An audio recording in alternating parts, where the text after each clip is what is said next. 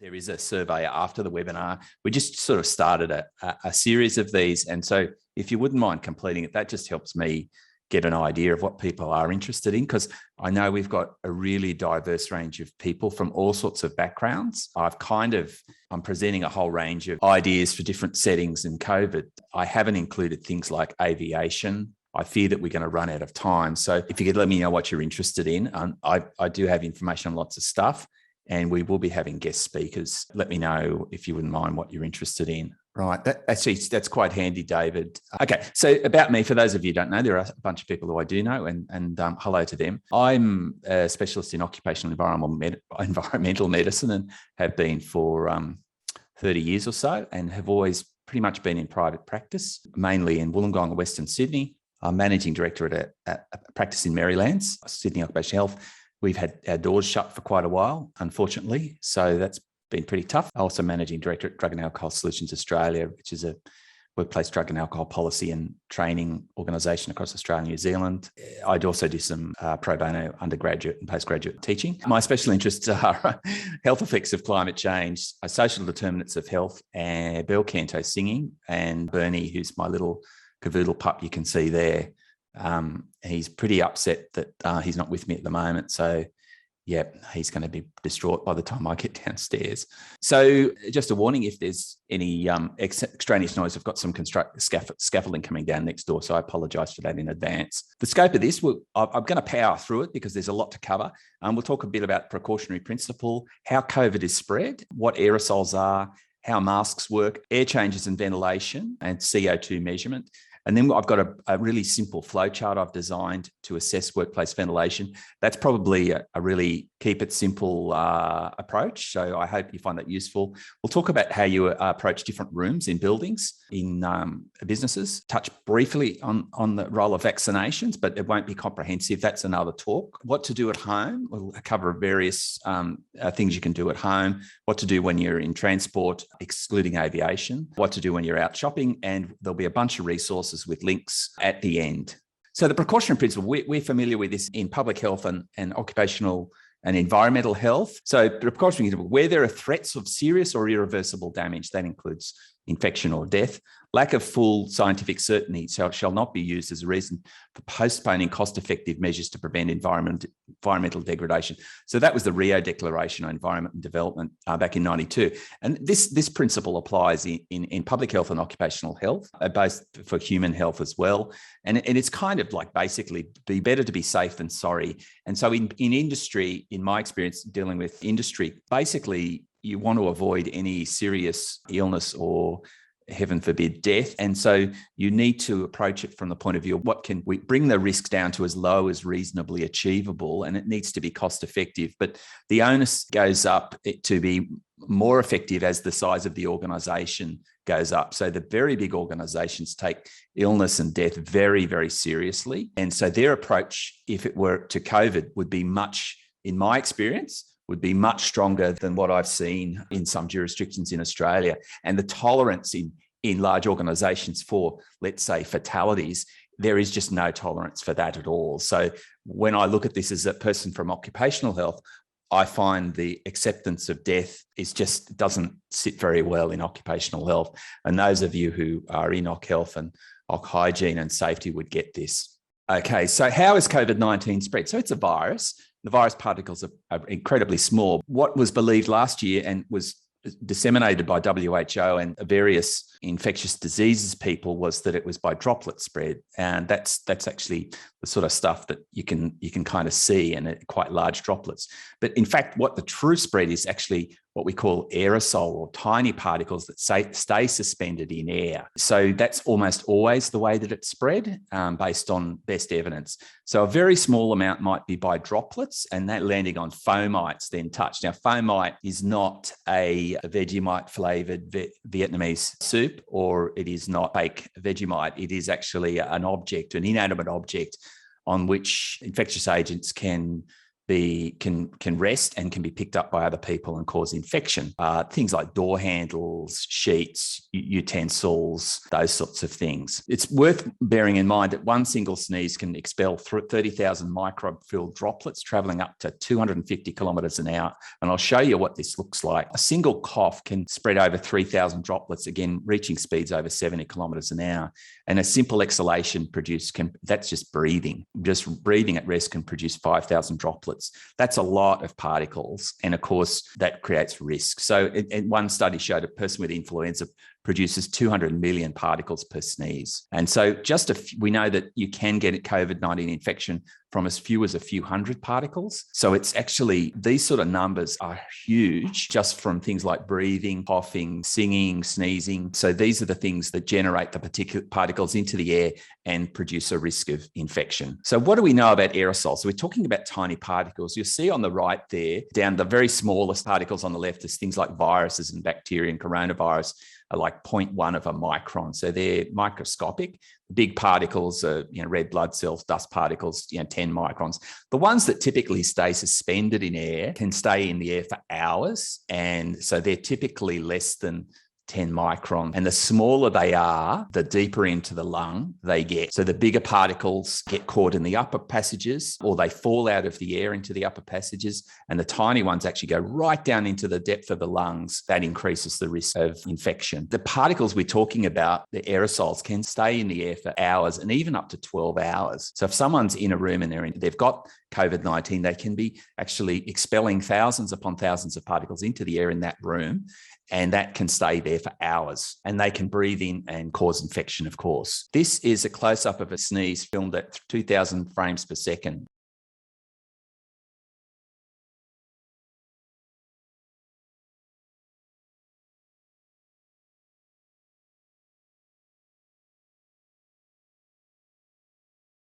So you can see there's large droplets coming out the mouth and falling, but there are lots of fine particles that are traveling and staying, and a lot of them you can't see.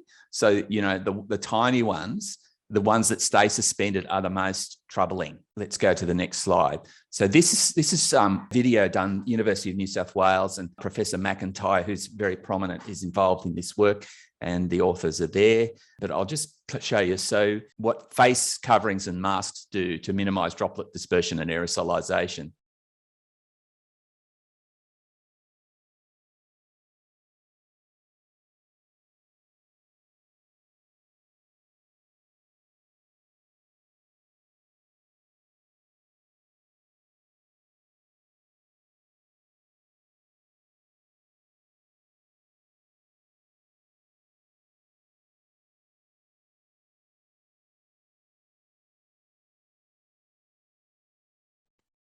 So you'll see with no mask, particles going into the air, and some of them staying suspended and some of them falling.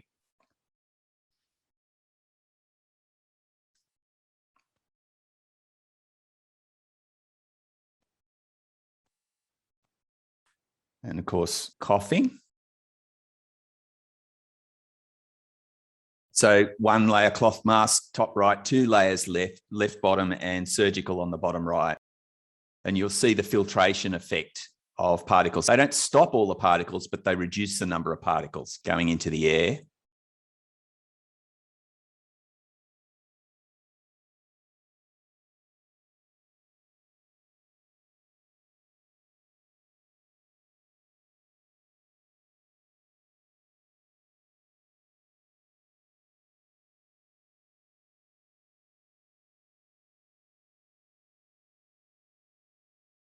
So you can see you get a fairly good idea as to why masks might work. So the fewer droplets that end up in it, fewer particles end in the air, the less likely there is to be a risk of infection. What we're seeing is this effectively is a form of what we call source control. So that means if I'm wearing a mask, a surgical mask or a cloth mask, they don't provide a perfect seal for it. They certainly don't provide a seal for particles coming in, but they certainly stop me expelling a lot of particles, We can increase, I'll talk a little bit more about the effectiveness of masks by double masking, and I'll talk a little bit more about that. The sort of masks you buy at the shop are not perfect by any stretch. They are really mainly for source control. You can increase the effectiveness, but it's really about just reducing risk. We want to get the number of particles in the air as low as we can reasonably achieve. That is how we reduce risk of transmission. That is the most important thing to get across. We're talking about reducing the concentration of virus particles in the air. Okay. Now, the one good way of thinking about this is to look at, for those of you who are old like me, you remember what smoke-filled rooms looked like, and you go into a room with people smoking. It might be the basement or those sort of places. And basically the smoke lingers in the air for hours, and so you can smell it. If you also think about aerosols, the good analogy is if you're close to someone who's been eating garlic, what you're smelling is aerosols, okay? You're smelling the tiny particles of the compounds in garlic that give it its odor in the air. So once you get a certain distance away, the numbers reduce significantly, but they're talking about microscopic particles in the air. So that's what we're looking at. So that when we compare smoke, what I want you to do is think about it. The aerosols containing from expelled when our breathing and coughing, sneezing are not the same as smoke, but they behave in a similar way in terms of how ventilation can help to control them. So a little bit about masks more. Generally recommend a minimum of surgical masks, and there's some evidence that surgical masks are better than simple cloth masks. That came out of a Bangladesh study. There's a video there and a link. We won't go to that, about knotting and tucking, but basically that's a way of improving the seal from a cheap sort of surgical mask with the ear loops. P2 N95 masks are better, or there's different ones. A lot of the ones, if you buy them at the shop, may well be counterfeit. So anything that isn't from a reputable supply, actually even from reputable suppliers, some of them, there were a lot of counterfeit masks coming out of China. But I think if you need to just do your homework or consult the Australian Institute of Occupational Hygiene website, that's AIOH.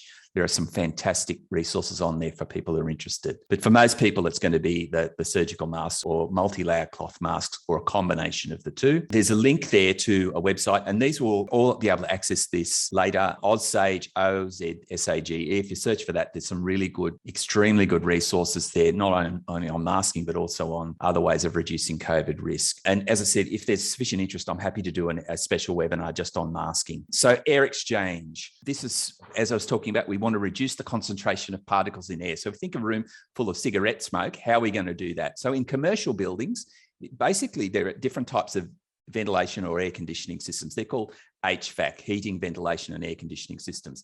So in big commercial buildings, big ones, they have air pumped through, and what they can do is the systems are such that they can actually take a percentage of outside air. Now, if you're in some of those very sealed office buildings and you're not taking in fresh air, you're basically your CO2 levels are going to go up and your oxygen levels can potentially go down. We know from the idea of improving efficiency of buildings in terms of thermal efficiency, we try and, there's a move to seal them off, so that basically there's no air coming through the windows and doors and cracks and so on. And that creates a problem, and particularly in cold climates, in Northern Hemisphere and so on, where they almost hermetically seal the buildings, and they try to achieve that, causes, mold, moisture buildup, and airborne contaminants, and increased risk of respiratory infection. So the challenge is to make sure that we get a good mix of outdoor air. So in commercial buildings, that can be adjusted on the HVAC systems, but not in all commercial buildings. Some of them have what we typically, the simple ducted air conditioning or split system air conditioning like you see in homes. Your typical home air conditioning system's either split system,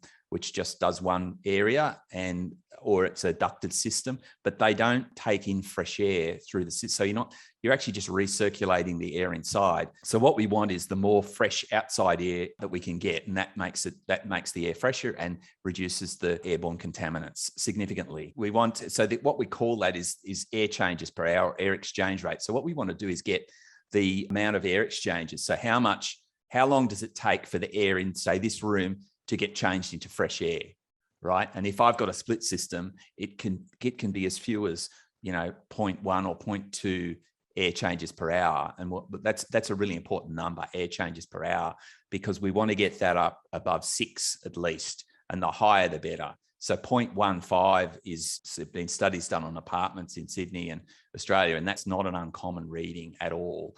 And that is not healthy. So I'll talk more about that. This is from a American Industrial Hygiene Association document, and the link is there, and that will be available to you. And basically, if you look at this on the top, the widest point of the triangle, we get at the right, there is relative risk reduction for airborne contaminants. And that is really, we're talking look at 95, 99, 99.9% above 6 air changes per hour. You may have heard that, I think it was New South Wales Parliament, was it? They put their air changes up to 8 per hour. So that really gives you extremely effective reduction of risk. So what we do is we combine with face coverings or PPE like N95s or P2 masks. That gives you really, really good protection. So what we know is because this is airborne, you dilute it significantly. So you're changing the air frequently. Now, obviously, the more fresh air you take in or exchange in the building, it can increase your heating and cooling costs. So that's something that we need to bear in mind. But I can tell you now that in the future, following COVID, the standards will change for this.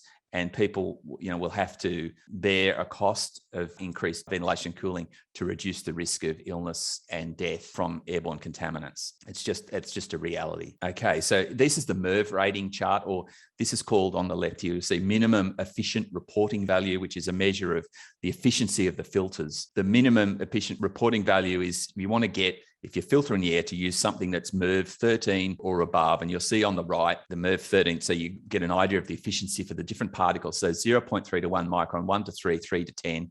And you see that you want to get into the green zone down the bottom. You've probably all heard of HEPA, HEPA, or high efficient particulate air. So that's the sort of thing you might see on a vacuum cleaner, other air purifiers. So HEPA is a standard. And so you want to look for, that's a very, very, very highly efficient filter, and so it's rated MERV 17 or greater, and they're very, very effective at removing particulate matter from the air. Why do we measure carbon dioxide? And we'll talk a fair bit about carbon dioxide.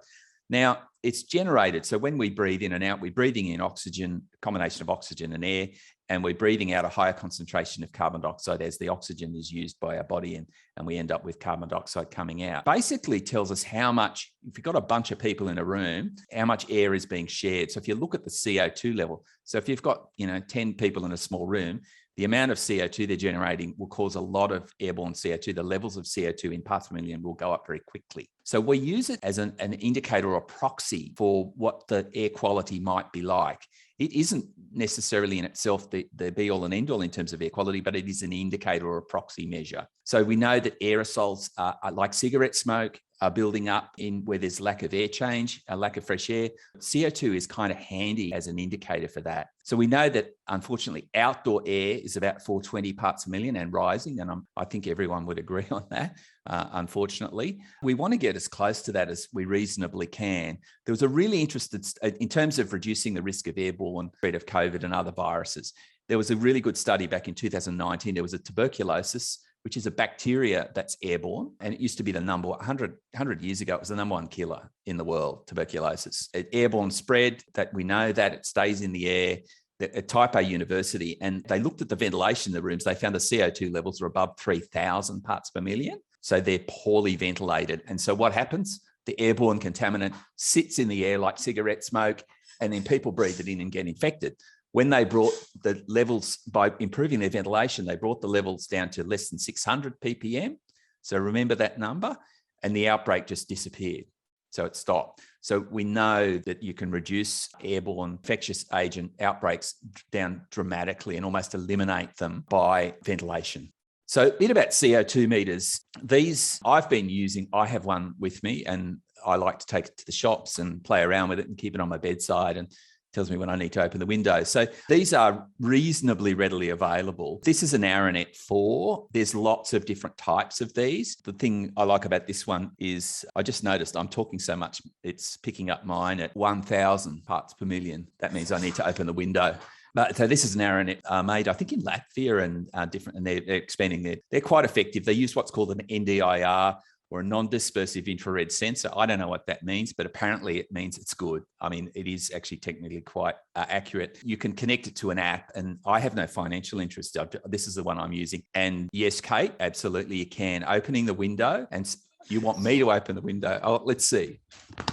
Okay, so there's an app that you can get for this, and it's just handy because you can see it there on the right. It actually displays it as green, as like a sort of safe range. So anything typically under 800, but the lower the better, right? And the higher the worse. And if it's up yellow or red, it's bad, right? It's 986. This one, I've got mine set to read every minute, but you can adjust that. I've also got an app on my phone that will record it over time. So it's really cool. I'll let you know in a few seconds how we're going. If you're using CO2 meters, I'm talking about particularly in the workplace, but also at home. If you like gadgets and you're concerned about this, which I think you all are, this is a really nice way of looking at it. Consider having alerts or alarms set for high CO2, and you can do that, particularly in workplaces, right, where you've got a legal duty of care to your employees and visitors. This is something I think is, frankly, essential. And it'd be very hard if you're an employer to defend yourself if someone sued you for breach of duty of care or workers' compensation, and you weren't measuring CO2 to ensure your air filtration or your air changes were adequate. Now, a note about air purifiers. If you're using an air purifier in a room, what it's doing is filtering out particulates, right?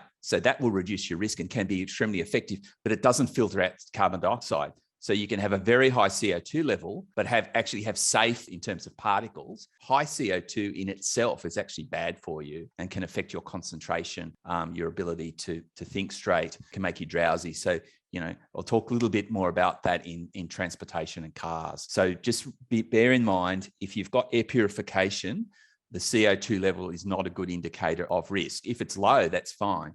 But if it's elevated, it's not as big a concern. If your air is purified, you may go to a different type of device, which is a device that measures particulates in air. And that's another conversation. So Aranet 4 is about about $350. Now, there is a higher level one, which I'm putting in my rooms. So in my surgery, we're putting in air purifiers in every room. I'll talk about that. And also there's a commercial or pro version of this, which actually is Wi-Fi enabled, and you can get a central reporting. And I think if you're in a workplace, that really is going to be best practice in terms of monitoring. And I'll talk a little bit more about that. So this is sort of keep it simple guide flowchart, which I spent a good deal of time on trying to get all the connectors to stay put and an exercise in pulling out hair. I've gone down to 784 just to let you know. So that's going really well. I'll just walk you through this quickly. First thing is, this is my opinion, and this is just written by me based on what I know. Always look to your safety department, your engineers, HVAC, and occupational hygienists for more specialized advice. I'm a humble doctor. I am not an engineer or a hygienist. And this is just my take on it and what I have gleaned. So go through the notes. This is in addition to any government or statutory requirements. You must document all actions and findings. You must include all these processes into your workplace safety system, quality assurance system, or routine procedures. And your ongoing review is critical. Documentation is critical, and keep abreast of the evidence. And the way to do that is probably to go to OzSarg, OZSARG. .org. That's where might be looking. So firstly, decision at the top, is the activity indoors? If it's outdoors, the risk outdoors, ventilation outdoors is perfect, basically. So the more wind you've got, the better. Getting close to people is not ideal because you get into that breathing zone, the garlic zone, maybe I should call it the garlic zone, where you could smell it. And so that means you're breathing in aerosols from someone. But outdoors where there's lots of air movement, the risk is really, really low, but not zero. So you do the masks, the distancing, comply with your regulations, do your COVID safe check-ins and so on, right? But always build, even if it's outdoors, make sure you monitor your safety system, your procedures and so on. If the activity is indoors, which most of it's going to be, you need to assess the CO2 levels. So that needs to be done thoroughly. That means all areas in a building and with air conditioning settings on and off, with windows open and closed, test at the busiest time. And really, if you're serious about this, you need to have continuous monitoring in the spaces. And that means probably monitoring it when you've got lots of spaces becomes a fairly expensive exercise or logistically difficult. That means where you probably want Wi-Fi enabled monitoring, going to a central recording so you can see where it is and have triggers to let you know where the areas are going into the red zone. And that's what we talk about is typically the cutoff that people look up is 800 parts per million. That's arbitrary, but it's sort of a general guide. The lower the better, the higher the worse. But if you're getting above 800 parts per million in areas, then it really tells you that your ventilation's inadequate,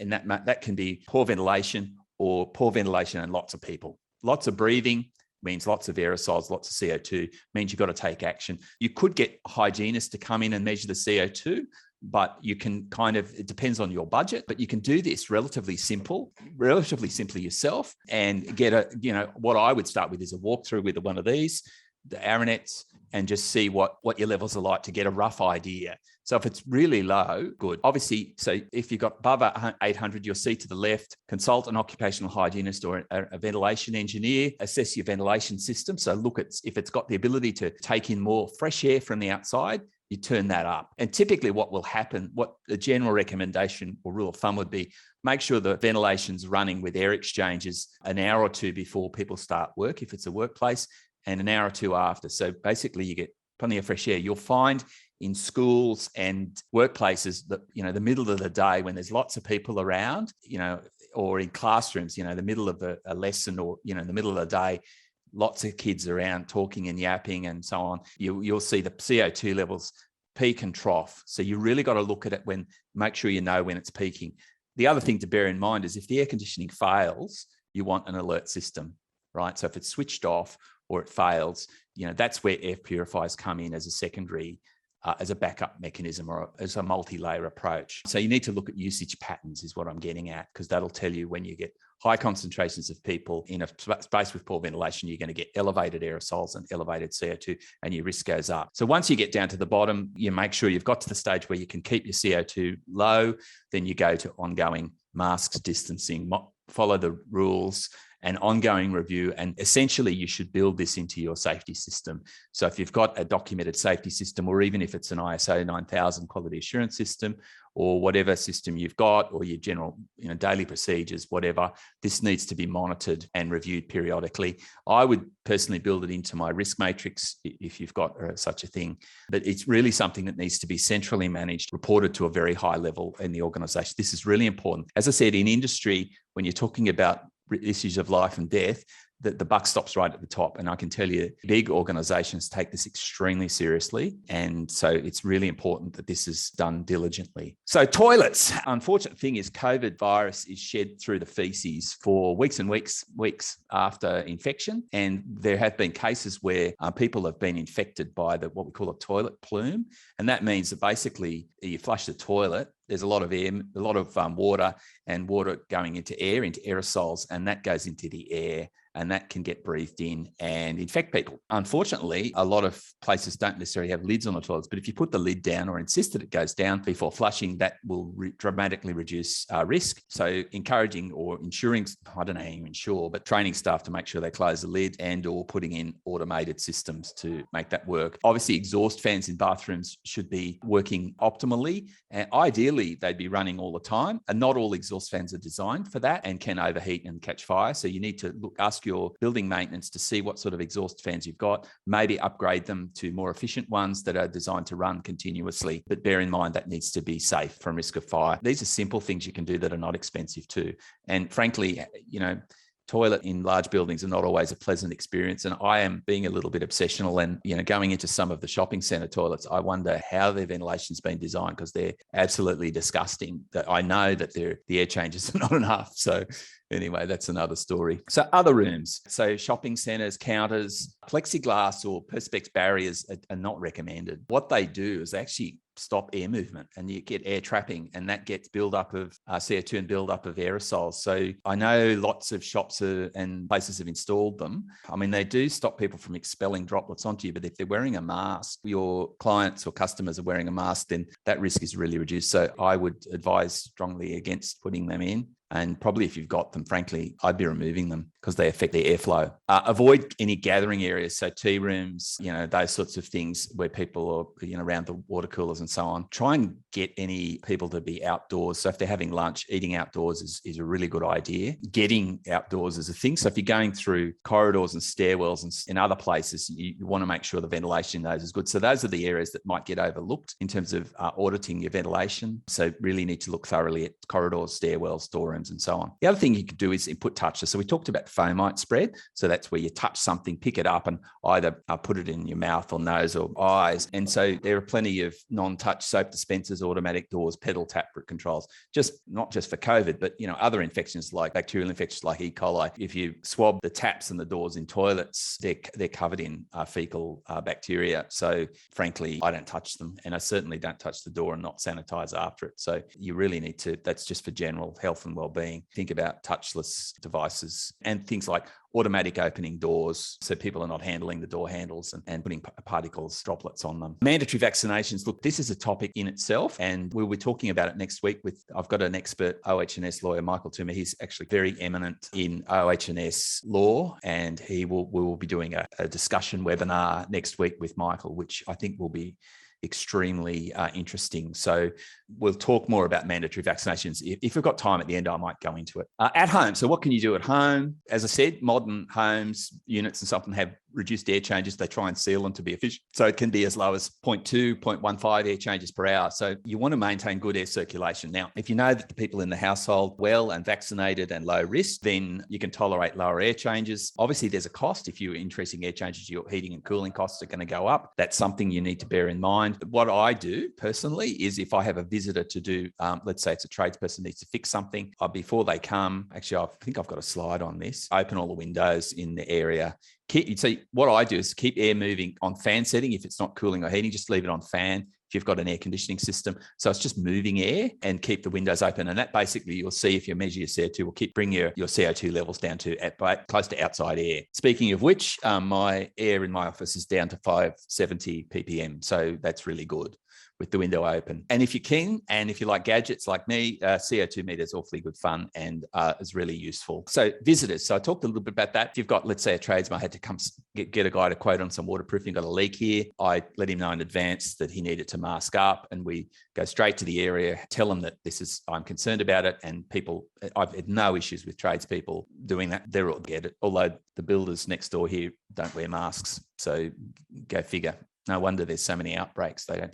People don't take it seriously. Minimize any visits. Make sure you stick to the government rules, right? You comply with that. Open windows on both sides of the room or the space before they arrive for a while after I leave it open afterwards. And basically that gets my CO2 down to close to outside air. I avoid unnecessary talking. So you keep it to a minimum and keep your distance and go straight to whatever needs doing and leave the room. Let them do their business and then leave. Avoid handling any cash. So if someone visits and you have to pay anything, don't use cash if you can avoid it. If you do, make sure you sanitize straight after or after you handle door handles and so on after touching cash. Cash is a classic foamite, which is particularly, I think more for bacteria, so much for COVID. And stay at least 2 meters away, preferably in a separate room. Temperature measures, I don't do them. They're really not very useful because a lot of people aren't running at temperature, and there's variations in people's temperatures. So some people actually run a bit hotter than others, funnily enough. And so you're going to, what we call misclassify them as febrile. And so you've got a real problem with that. So it's basically probably not useful. Transport. So cars and buses open. Ideally, if it's safe to do so, have windows open. Make sure the air conditioning is not on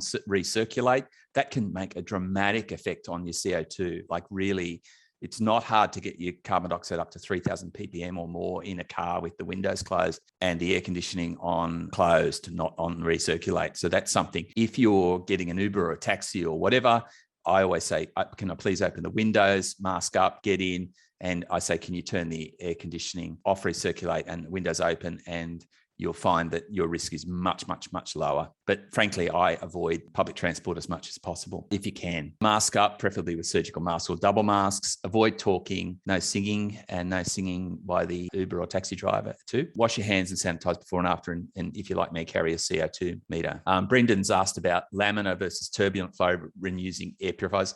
That's a really good point. And that's where you really need to, if you're serious about this, if you're a significant organization, is to get engineering advice. That's because I can't really, yet there are issues with airflow. And if the air flows into one area and the air just sits there, you've got a problem. So ferries, David, really good point. And ferries are great because you can sit outside in the fresh air. So that's a very good point. Okay, so trains and ferries, we've touched on that. Keep away from others and make sure when you're getting to and from the train and stuff, you're keeping away from people. Shopping. Let's see, we've got 15 minutes, so I'll make sure there's time for questions. Get food delivered. I know there's been problems with logistics and getting deliveries, but the best thing I found is stuff that's non-perishable, get it in bulk if you can, and keep a stash of that, and only go for stuff that's perishable, and obviously only one person, and ideally that person should be fully vaccinated and masked and know what they're looking for and follow this advice. Choose shops with plenty of space and with good natural ventilation. I'll explain more about that. Shop at the start of the day, so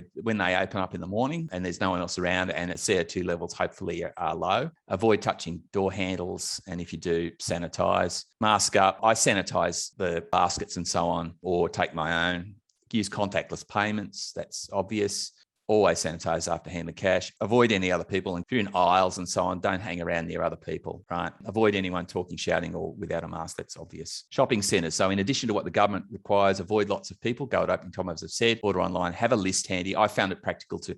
I've got one on my phone, and my wife and I add to it. And then when I get there, I categorize it into what part of the supermarket I need to go into, so that they're all grouped.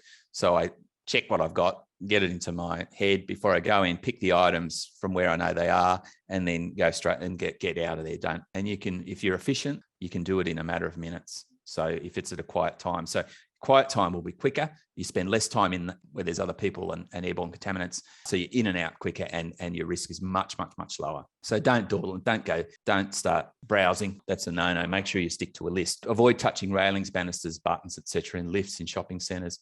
Don't share lifts or elevators. Now, lifts are actually have very high air changes, like 20 an hour typically. So they're actually low risk, but you don't want to be standing near anyone in there if you can avoid it.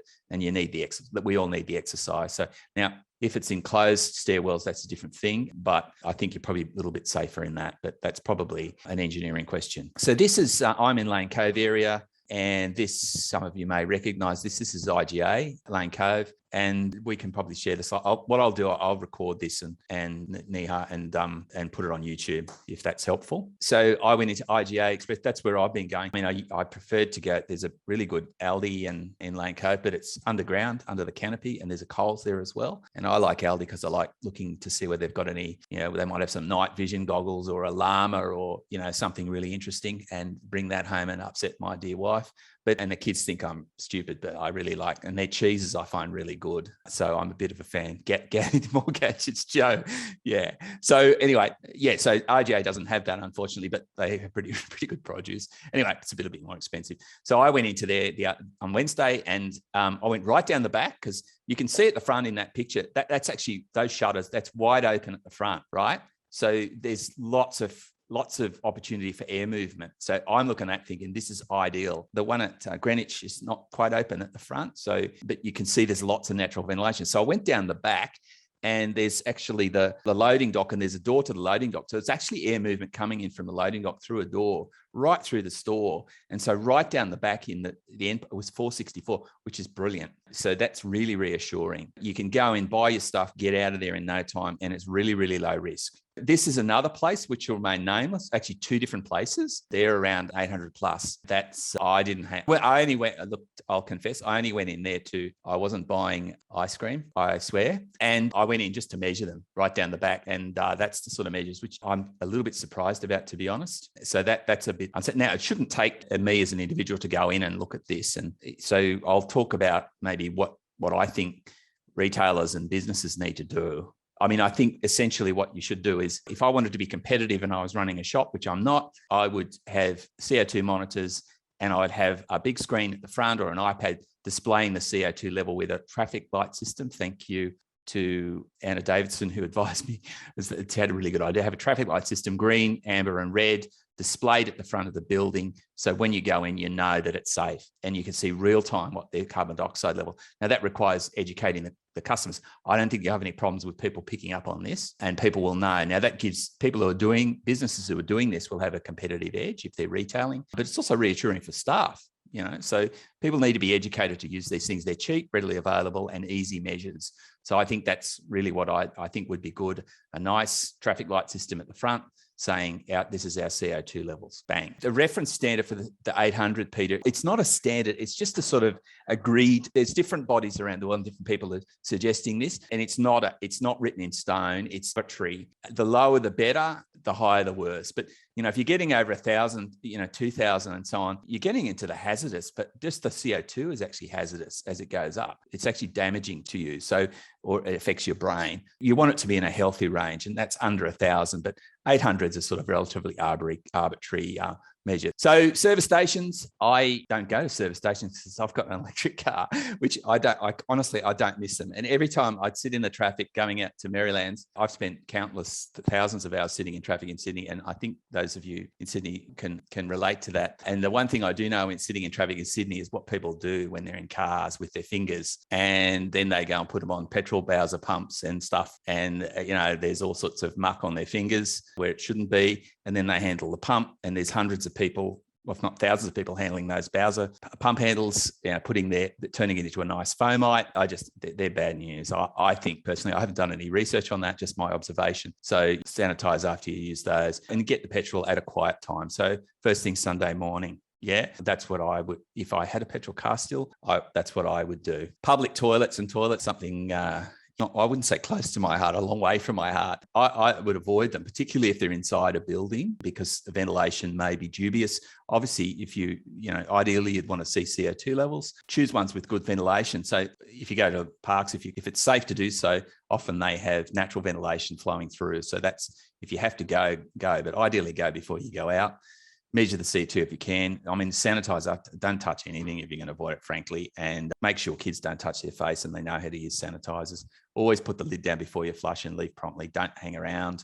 So yeah, that's my advice on toilets. So getting organized. There's a few things you do. So you plan it. So before you go shopping or before you go into another building, you make sure you've got a list, you know exactly what you're doing, you've got it in your head, and you go to the toilet before you go, right? That's just to reduce the risk, and particularly with kids. Air purifiers. So I'll just go through this quickly. They do remove particulates from air. The HEPA ones, I've got these. That one on the right is a Xiaomi Chinese one. They're pretty cheap and they work pretty well. And there's an app for those, and they are a little bit noisier, but they got me through the bushfires. And someone close to me has really bad lungs, and we were down in Canberra when it was dreadful down there, and that was not quite life-saving, but really had a dramatic effect on the air quality. Really, really good, running continuously. So they're pretty cheap to run. And there are plenty of, and I'll show you. Now, remember, CO2 measures are indicative of air quality when you're running them. Now, this is from Melbourne Uni. There were some tests run recently, and you'll see on the left clean air delivery rate. So low is poor and high is good. And on the x-axis, the horizontal axis, air cleaner cost. So you can see goes from $200 up to $1,000 or more. So you want to get one that's high air delivery rate and clean air delivery and low cost. And so those ones are probably good. The bigger the blue dot, the noisier they are. So this stuff's available on the internet. So, but you don't need to spend more than a couple $100. If you're using an air purifier, put it where the people are in the room. Don't put it against the wall or in the corner, because it's not going to get airflow. But if you do need to put it in the middle of the room, make sure that the cord is not a trip hazard. So that needs to have a protective device or tape to the floor so people don't trip over it. This is a really wonderful device. It's called a Corsi box. You can Google that, and these are homemade air purifiers. And you can make one of these for about $100, and using MERV filters or HEPA filters put together with duct tape and a box fan, and they work extremely well. So if you just go onto YouTube or internet, you can work out how to do these. And some schools are building them themselves, but you can also make them at home quite easily. Yeah, did you, Murray? Well done.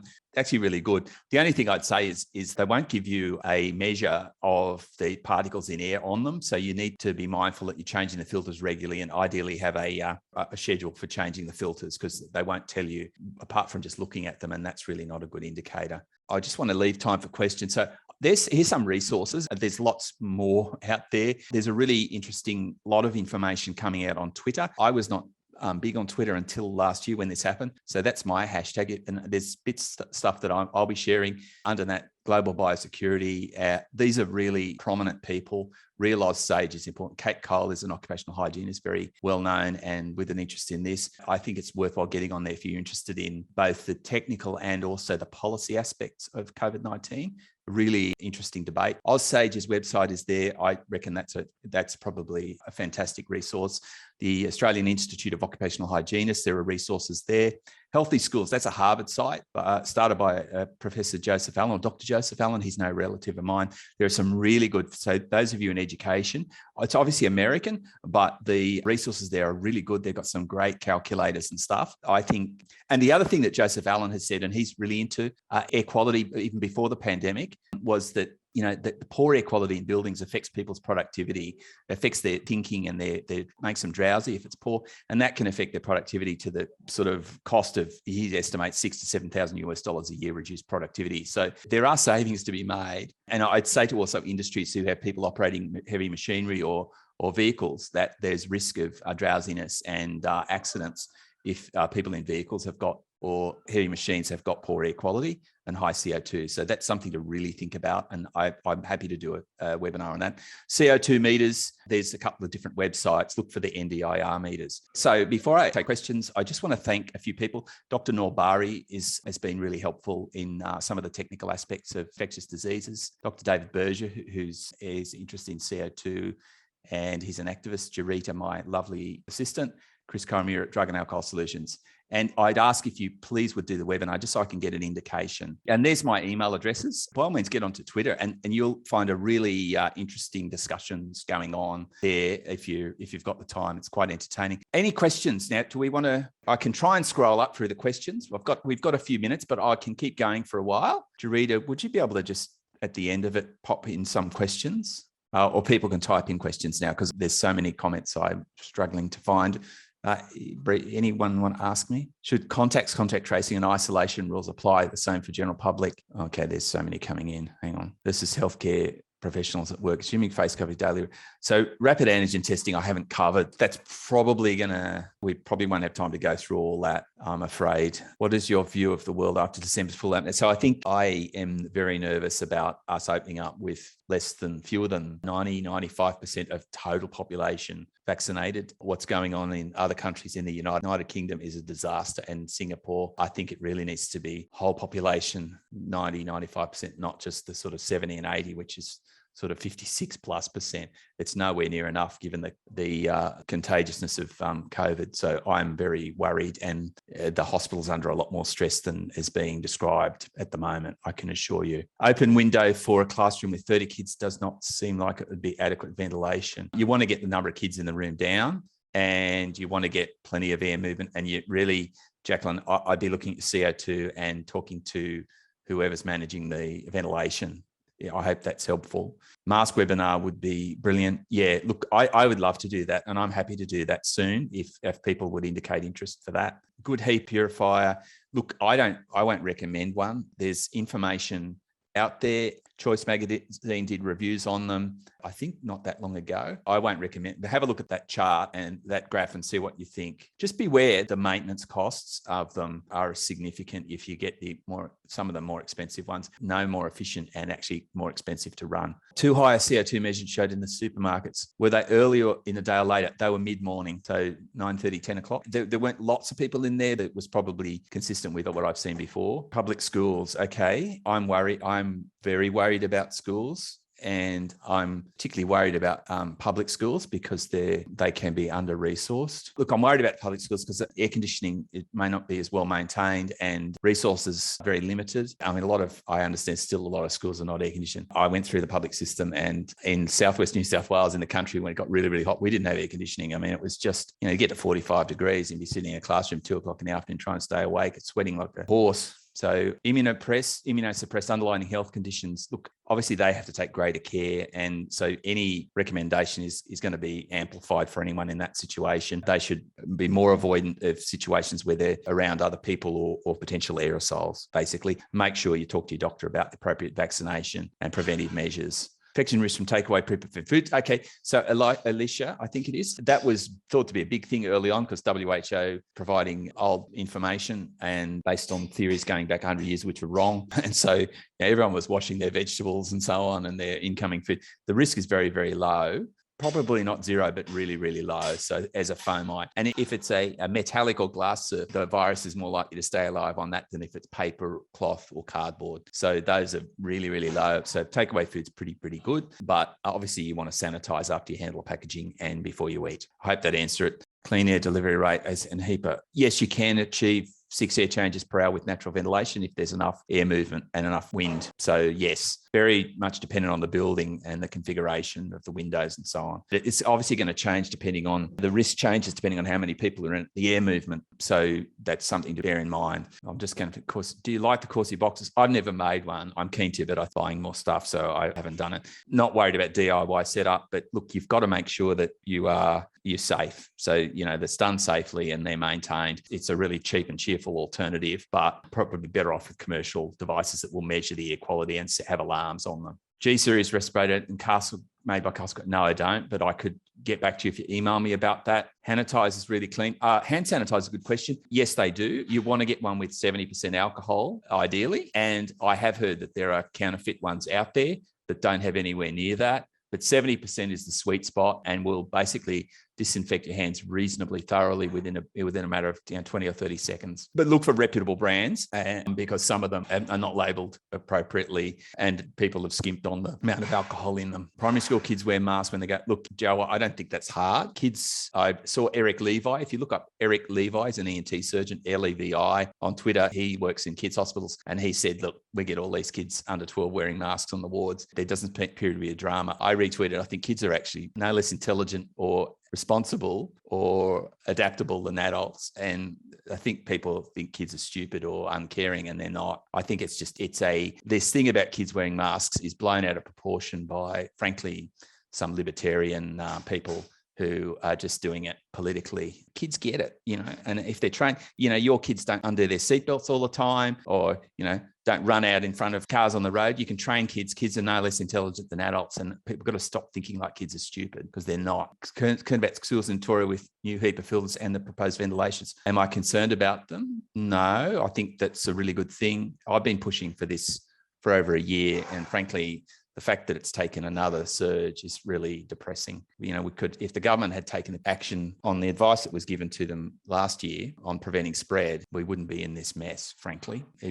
There were plenty of people who knew about how to do this, but the people making the decisions and advising government federal government, were blinkered. And I think that's really, they were saying that it's not airborne. My colleagues have been abused and criticised and called names over pointing out that this was a fact. And we knew early on, frankly, there's evidence from January, February last year that's airborne. And a lot of us have copped a lot of flack. And I think that's sad. I'd be looking at some of the aerosol scientists on Twitter and listening to them. Lydia Morawska from University of Queensland is aerosol scientist. And if we'd listened to them a year and a half ago, we wouldn't be in this mess. Airflow in aged care, that's, don't get me started. I probably won't have time to go into that, but you can just imagine what the potential is in aged care. And that's a really no-brainer for going through and having an audit of their CO2 level on ventilation audits. I was promoting that to the New South Wales government a year ago, and there was plenty of free advice available and they didn't take it up. So there you go. David Berger, David's worth listening to. He's a very dynamic person, extremely well informed. Strategy enlivened WHS around ventilation. That's a really good point, Warren. That's going to happen. It's a question of when and how well it works. But it's absolutely, and you've got to, employers have a duty of care under the Work Health and Safety Act 2011 in Australia, and that there's significant liabilities if they don't act, given what they know. And we'll be talking more about that next week with Michael Toomer. Precautions need to be taken when changing pre-filter filter.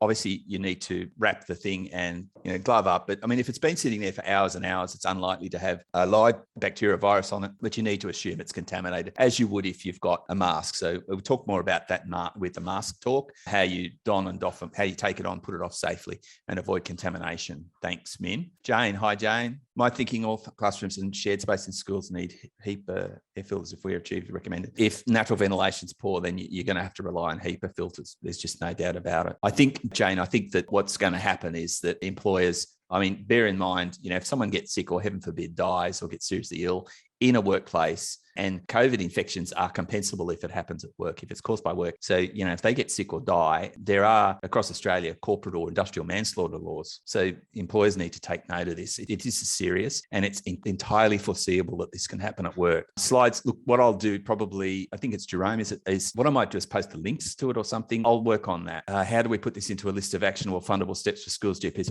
I'm not sure about that. I'll think about it. And he's great, isn't he, Eric? Good on you, Nick. Yeah. a 7-year-old kid is autistics wearing. I just can't believe that people underestimate kids. It makes out like they're stupid or irresponsible. And whilst kids can make their decisions, frankly, throughout this pandemic, the worst decisions have been made by old people like politicians, not by kids. And that's why we're in the climate crisis that we're in. But that's another story. Natural sanitizers, effective aloe lavender, I wouldn't rely on them at all. You stick to alcohol sanitizers or chlorhexidine. If you want, Catherine, send me an email. I can send you an article on the studies of the effectiveness of sanitizers. 9-year-old boy happy to wear a mask. Thank you, Vicky. A similar case in use of a landmark at WHS. Eminently possible, Jane. Katrina, thanks. Kids not having a problem. I mean, I'm sick of the argument going on about kids and they can't do them. And it's people saying it's child abuse. I mean, that's just stupid. And that just feeds the protesters, the crazies. I'll post encourage you to have a look at this. I'll post a link to an article I published a while ago on LinkedIn about the Dunning-Kruger effect. Some of you may have heard of it, and it's very pertinent in the middle of a pandemic that every man and his dog is an expert. It's just astonishing. And arguing with doctors and scientists about COVID. Thank you, Jane. Alma, work at a university of somewhere exempt from the 4 square metre. That's a long, complicated decision thing to talk about, but Alma, if you want to message me, I'm happy to take that offline. Yeah, thanks, Bronwyn. The arrogance of ignorance. So if you're in a cold area, you're going to have to either upgrade your ventilation system or use air purifiers. Any other questions? I can hang on for a while. Any feedback is much appreciated. On the Sydney OH website, I'll post the next webinar, which will be sometime next week. We'll do the legal one on masks. It probably might do another one on a more detailed one on ventilation, more technical, if that would help. Thank you for your feedback. I will get this up onto YouTube in some fashion or another. Apartment block, 24 levels. Yeah, so you want to see if you can safely get natural ventilation. The first thing I do is just purchase a CO2 meter and have a look. Zoe, healthcare worker, not fit tested. It's extremely important. Masks, if they're not fit tested, can leak 40 to 70% of the time. So that's an issue of life and death. So if you're in and around people who are potentially COVID infected or are COVID infected, that's very bad. Watch this space. Let's have a look. What's that? Hang on. Sorry, there's so many. Oh, okay, 492. So I don't know if to prove a point, I don't know if that's going to show up, but let's have a look. Oh, you're in Canada, are you? Welcome. Do indoor plants confound CO2 as proxy for aerosols much? Don't know, to be honest. Fit testing, go to the Australian Institute of Occupational Hygiene, AIOH, and they've got a program called RESP Fit. There's lots of resources on COVID on the AIOH website. How we pass on tips and recommended measures to hospitals, allied schools and beyond. Go to the safety committee in the first instance, make sure everything's documented. If you're concerned about your health, safety and wellbeing, email the people in high levels and preferably right at the top, copy in the bosses and ask for a response and keep a record of the email and ask for a delivery and read receipt in Outlook, or if you have it or whatever your email, but ask for a delivery and read receipt so there's a paper trail and say things like, I want to know how I'm going to be protected. Do you have any recommendations? Okay, would opening 2 windows of classroom be likely to ventilate effectively if they're along the same wall? Well, it's going to be less effective than crossflow. Again, look at your CO2 levels, but you can do a trial and error, right? You can different times, different days, watch the CO2 level and open more and more windows and just see what gives you the best result. Marissa, I'm sorry, the question becoming so thick and fast. I've probably missed some. If you've got one that's burning, please let me know. Any more? Otherwise, I might call it quits. Thanks, Mark. Sorry, Joe. Indoor swimming pools. Look, that's a good question. They need to be on a case by case. They need to have their ventilation assessed. I mean, generally, you would expect if they're chlorinated, they're going to need to have reasonably good ventilation because chlorine's a respiratory irritant. I don't know the answer, but I would look at it as any other space. Community sport, indoors or outdoors, Jacqueline? Thank you, Jemima. Flying, Anna, I might do a special webinar just on flying, if that's okay. OzTag outdoors should be fine, as long as you're not next to people. Yeah, that would be very low risk, but not zero. I mean, frankly, you can mask up while you're exercising. This stuff about people not allowed to wear a mask when exercise. People can exercise quite fine with a mask on. Maybe a little bit uncomfortable, but it still works. Thank you, Julie. Theatre concerts, Phantom of the Opera. Well, I'm an opera lover, and it'll be a long time before I go, but you would want to know that what I would be asking is what their CO2 levels and ventilation are like, right? And if I'm going into the opera house and they've got good ventilation, the places I'd be worried about is the lobby or the stairs or where people are mingling, waiting outside, that sort of thing, or getting to and from in public transport. Good question. I don't know, but I would imagine that, I mean, the arts industry has suffered dreadfully through this, and I don't think they've supported anywhere near as much as they could have. It's just really poor. But yeah, that's something they're going to have to look at. Joggers jog, puffing. Look, you just keep your distance. You know, the air's going to move very quickly, but ideally you would keep your distance from them, you know, and don't walk along in their wake if you can avoid it. Brendan, double mask versus N95. Look, N95 is better. Generally, a double mask is pretty good, but I'll talk more about it in the mask one. That's a big question. Delta variant, not more so with the concerning outdoors than the Alpha variant. I don't know the answer to that. I would imagine it's more concerning, but it's certainly more infective. I think that's true. Need to return to ancient Roman style outdoor performances. Yeah, that's right.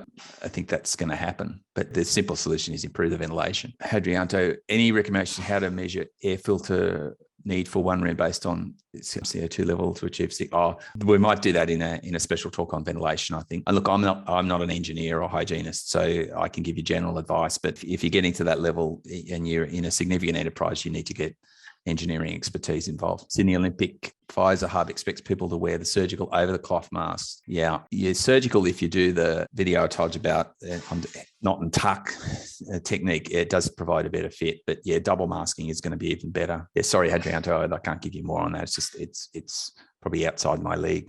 Any jurisdictions globally set standards for indoor ventilation filtration? Really good question, Bronwyn.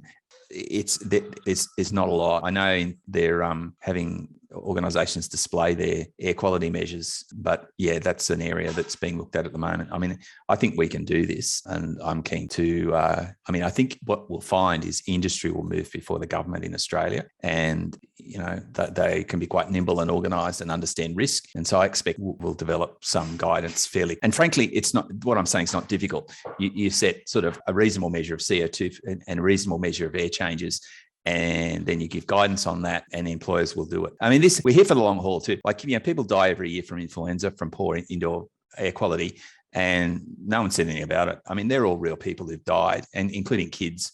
So, you know, this is going to change. There's good things coming out of this. There's better antivirals, better vaccine technology, better air quality in buildings, more research into antiviral medications are not a big money spinner. And it's only when you get a catastrophe like HIV epidemic or that you get investment in them. And so there's billions of dollars going into antiviral medications, which is long overdue, as well as vaccines and the mRNA.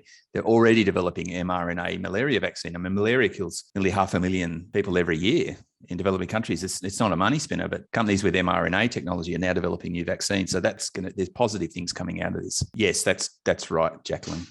Companies are scrambling, organised governments and some scrambling around trying to get air purifiers. Any other questions? Thank you, Neha. Anyone got objection to this going on to YouTube? If you can let me know, that would be great. But I think you got the message when you subscribe. Thanks, Joe. Okay, thanks, Jemima. Thanks, Alma. All right. I think if there's questions you want to ask me, have it a chance. And I'm sorry if I haven't answered. You can email me or message me on Twitter. I'm on Twitter. You'll find it fairly often.